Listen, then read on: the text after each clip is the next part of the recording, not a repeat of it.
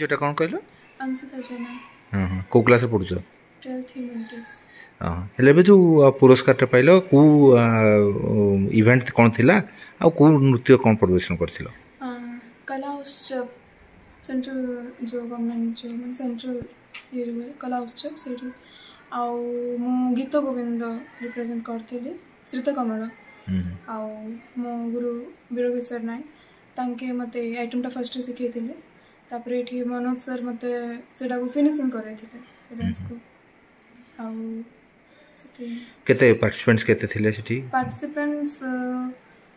cluster रे first ray 22 जन थिले पार्टिसिपेंट्स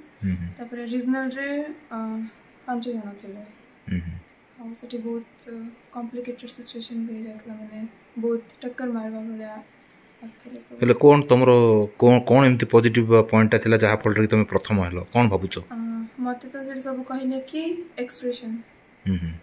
बहुत भल थिला आउ फर्स्ट स्टार्टिंग रु एंडिंग जाय एनर्जी लेवल समान लेवल रे थिला केते वर्ष रो एटा अध्यवसाय एडा हे गलानी 6 वर्ष ला गीत गोविंद नाचुच आज्ञा